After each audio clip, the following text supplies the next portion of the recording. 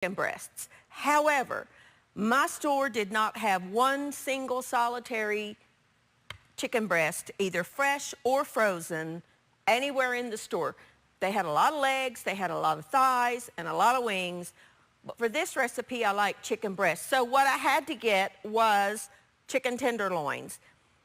Not ideal for chicken cordon bleu because they're a little smaller, but we work with what we've got. So I have, these were frozen because they did not have any fresh. I have thawed them to the best that I could, patted them dry. I have a skillet here preheating on medium-high heat, and I'm going to, I've patted this top layer dry with a paper towel. I'm going to put a little bit of salt on each one and a little bit of pepper, and I'm going to just slightly brown them, not a whole lot, because these are tenders and they cook so quick. So I'm going to put that side down, and I'm just going to lightly brown them.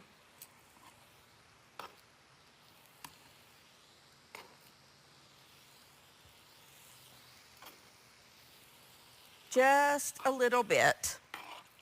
If you are using the full chicken breast, I would cook them a little longer, probably brown them on both sides. I'm not going to do that. I'm just going to brown them on one side because they are so thin, as tenders are. I will go ahead and salt both sides. I will salt and pepper this side, and I'm just going to slightly brown the other side, and then I'll put them into a baking dish. You will need a baking dish, like a 9 by 13 inch baking dish that we're going to put it into when we get them browned. So let's go over here and talk a little bit about some other ingredients. Now, if you've never had chicken cordon bleu, what it is a chicken breast that is, you flatten it, thin it out some if it's real thick, flatten it a little bit, put ham, a slice of ham, and a slice of Swiss cheese. Some people put mustard on the bottom, like a mustard mixture, and then you roll it up, brown it if you want to or not, and then, coat it in some kind of crumb mixture, and then brown it on your stovetop, and then bake it to cook it through. It's delicious, but it is a little time consuming. So what we are gonna do is make a quick and easy chicken cordon bleu casserole. I have here just some deli sliced ham. Because I'm using tenders and they're much smaller. Now, if you were using full chicken breast, you would just lay a slice of this over top.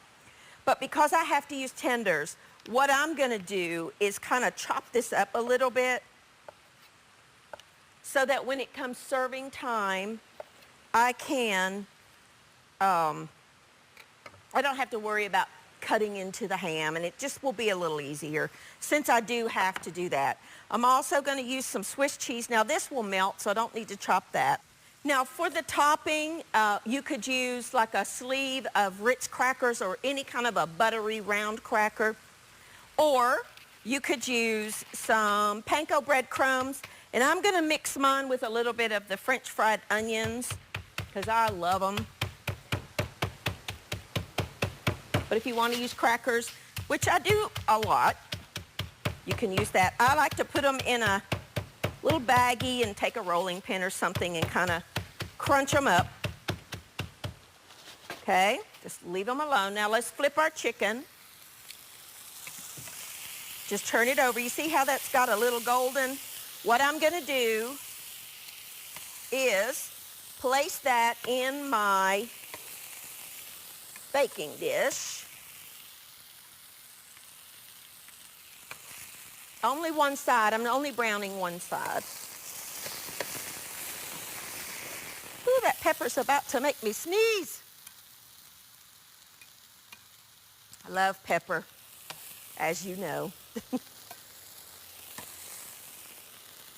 Okay. Now let's add just a touch more of the, I'm just using canola oil. And we will put the rest of our chicken tenders in. to brown the other ones. And we'll salt and pepper this side. I love chicken cordon bleu. It is really, truly delicious. And I will put a little salt and pepper on that side. Grab my pepper. And we'll just kind of let that go. Let me get this in the sink.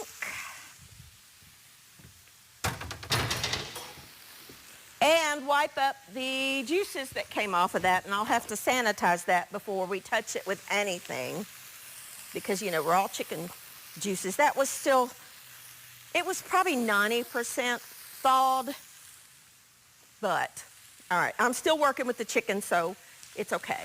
Now, we will let those brown. Now, you will also need, for mine, now this ingredient is sort of kind of optional. If you don't like spinach, I happen to love spinach. I have one package of frozen, thawed, and I'm squeezing out as much of the liquid as I can. So mine kind of is a Florentine type chicken cordon bleu. Anytime you see the word Florentine in a recipe, know that that means it has spinach in it. That's what that means. Okay? I'm just going to brown this chicken, take it out of the skillet, put it in here, and when I come back, we will finish assembling the chicken cordon bleu, get it in the oven. Then I'm going to show you how to make a wonderfully delicious stuffed baked potato. I'll be back in just a minute.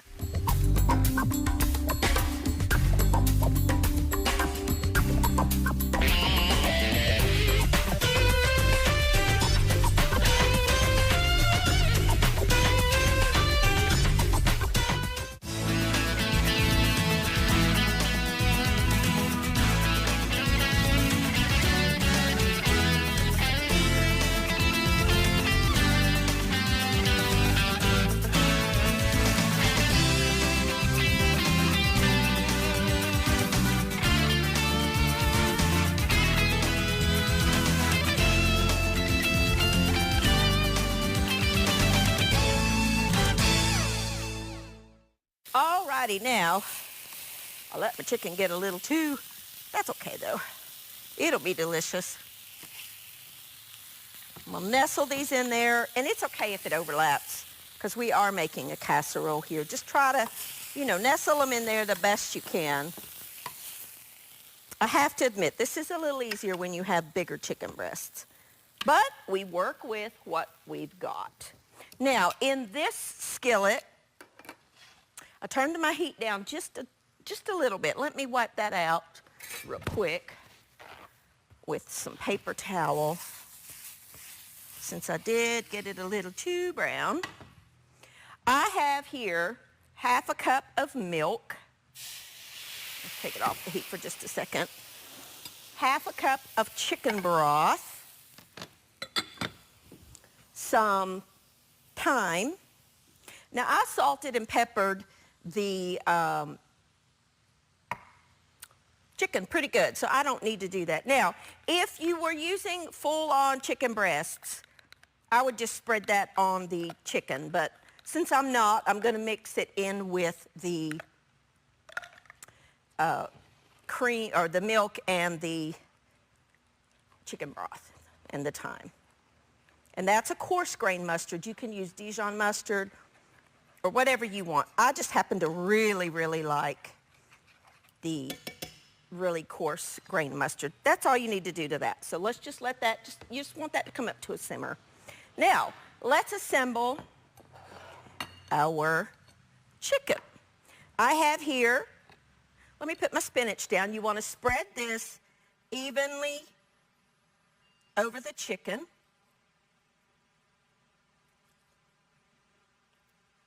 Love spinach.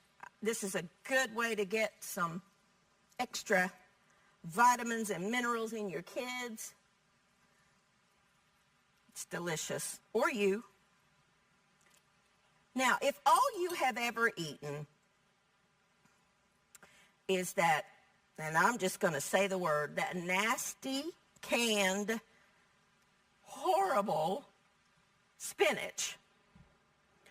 You haven't had spinach because that stuff is terrible. This is delicious. Frozen spinach is wonderful. Then I'm going to take my chopped ham. And again, if you were doing full-on chicken breast, you would just want to lay a slice of the ham over. We're going to kind of spread it out a little bit. And then we're going to take our mixture here, stir it together a little bit better. Okay, we're going to pour that over top of our chicken mixture just evenly. That just adds a little bit of moisture to the chicken and some wonderful flavor. Okay, then we're going to take our breadcrumb mixture and we're going to put that over top. Again, you can use like a sleeve of crackers, those buttery round crackers like Ritz crackers or club crackers or whatever kind of cracker you like. Those, well, what do they call those ones that have like the poppy seeds and the different shapes that you get a lot of times at Christmas? What are those called? Sociables or socials something? Sociables? Whatever those crackers are. Those would be delicious. Oh, you know what I forgot? Our cheese. Oh, well, we will put the cheese on top. You really probably should have put the cheese over top of the ham, but that's okay. It'll still taste delicious. Excuse me, I am dealing with some allergies. I'm going to take some butter and just dot it over top. Pop this in an oven for about, if you're using full-on chicken breast, I would do about 30 minutes, but since I'm not, it'd probably take about 20. Excuse me. So let's pop this in the oven. Again, you probably should have put the cheese over top of the ham, but we forgot. Wrong oven. That's going to be for the next one. Let's put it down here where the hotter oven is. So that's going to bake for a little bit. Now, let's talk a little bit about a stuffed baked potato. We all love baked potatoes. I do too. We all do. They're delicious. They're even better when you make a stuffing to go inside. Now, I did not have time this morning to bake my potatoes from scratch. So what I did, and you might want to think about this next time you're making baked potatoes, what I did was put my potatoes in my Instant Pot with a cup of water for 17 minutes. Now, I kind of had a little bit of an explosion. That's okay. It's all right. And then I cut my potatoes in half. And what you want to do is, I've let them cool. One of them really just kind of went haywire. So I just put him in here with some sour cream. And you want to scoop out the potato, leaving maybe a 1/4 inch space. Okay, around so that the shell holds together. You want to scoop out the inside. These have cooled, so I can handle them because there is nothing hotter than a baked potato. I can remember when I was a little girl, my mother, she read to me every night till I learned to read myself. And I can remember reading the Little House on the Prairie books, Mama reading them to me. And there was one in particular where they had some company. It was cold, and they were leaving to go, and in the book, Laura says that her mother made potatoes and put in their pockets to keep their hands warm. And I'm like, why would you do that? As an adult who cooks, I see, because potatoes hold their heat very well. So make sure you do allow time for that to cool. Now my Instant Pot sort of kind of really made these a little too soft, the skin. So I did 17 minutes. I probably would cut that back to 15 for something like this. But it's okay. Still tastes the same. Or you can bake them in the oven. This one kind of went crazy, but that's all right. We will just do the best we can with what we got. And this one is really just falling apart, but that's all right. It'll still taste good. We'll just kind of put him there. All right, you want to put your potato in there. We're going to mix in some butter. Of course, I've already got some sour cream. We're going to mix up or chop up some chives, as much or as little as you like. I like the flavor of chives in my potatoes. So I'm going to do probably a couple of tablespoons or so.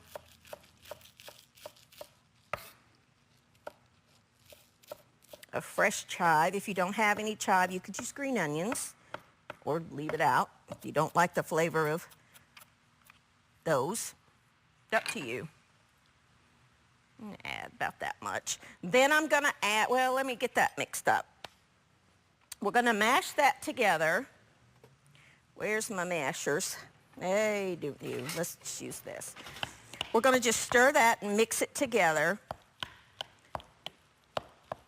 And then put them back in our potato skins. I'm going to take a quick break. I'm just going to keep mashing these up.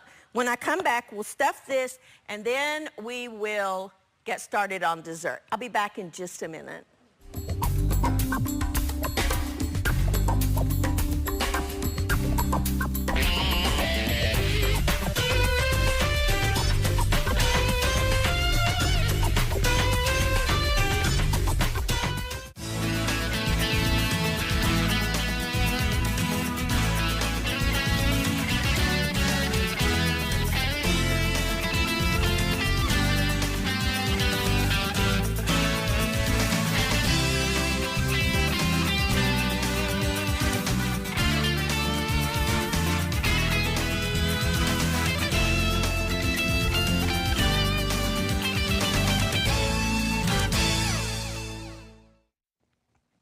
Alrighty, now all I did was add the cheese in, combine it, mix it together, and added some salt and pepper, and then I have just stuffed. All you want to do is take, now you can either put your cheddar cheese in your mixture or spread it on top. That part's up to you.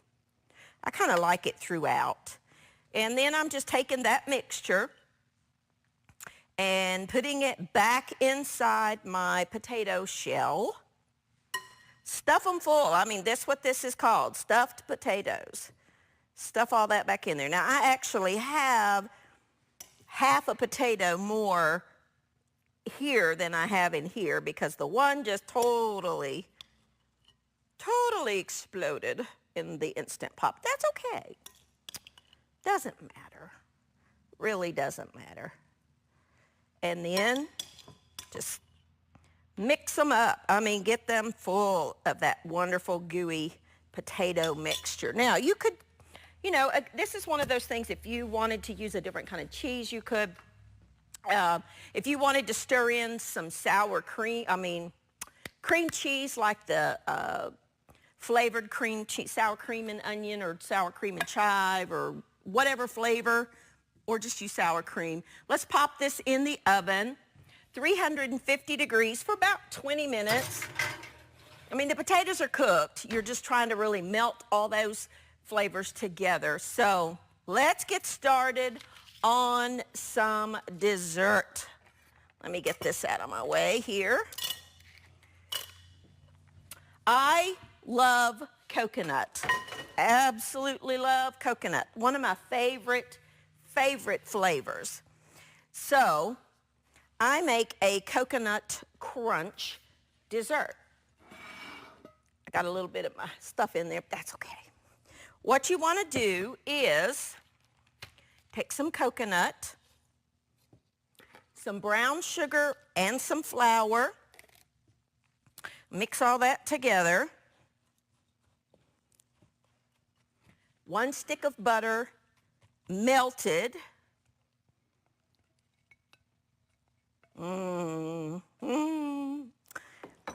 So good. Now, I like pecans in mine, but if you don't want to use those or you don't have them and you have walnuts or almonds, feel free. I want to crunch these up just a little bit. Great job for the kids. You know, I'm all about getting those kids in the kitchen with you. When my boys were little, they would be up here helping me. Now, one of them's on the camera behind the scenes, and he's a good cook too. His brother, Austin and Aaron, they went camping last summer, I guess it was. Just the two of them, and Aaron made lamb chops over top of their campfire. And Austin came home and he said, Mom, I don't want to hurt your feelings, but Aaron's lamb chops were better than yours. I was like, that does not hurt my feelings at all. I love it.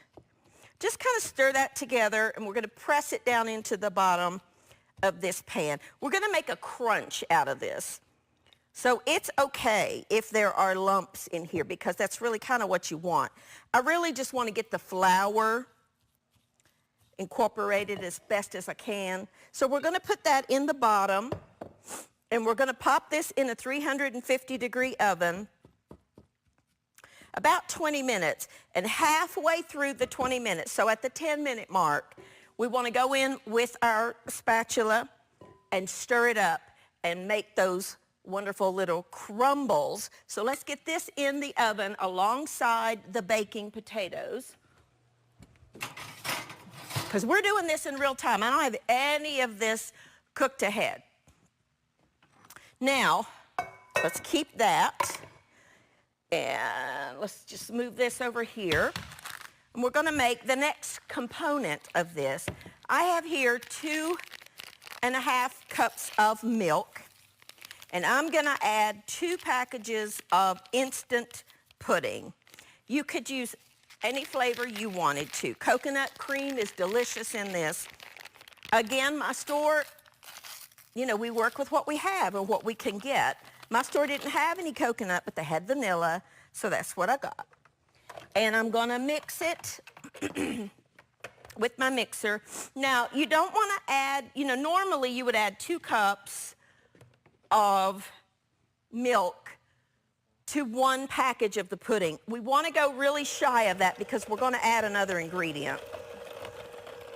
So for 2 packages, I added about 2.5 cups or so of milk. 2.5, 2 2/3, somewhere in there. Mix that up a little bit.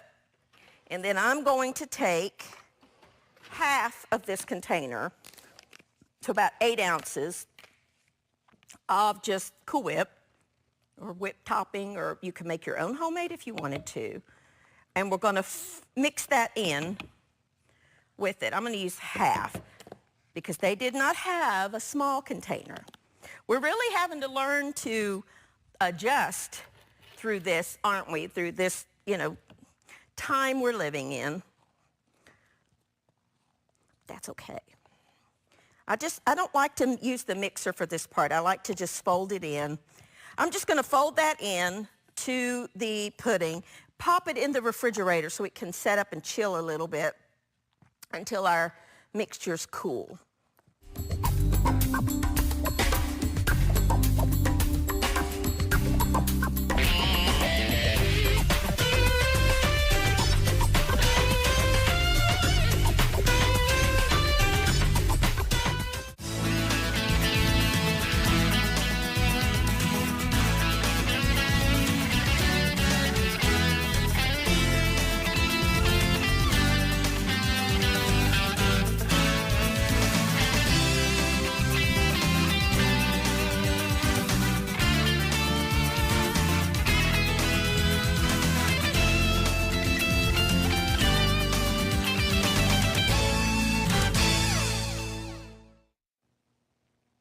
Alrighty, now everything is done. All I did was after about 10 minutes or so, I just went in and stirred this once or twice and then just let it finish cooking.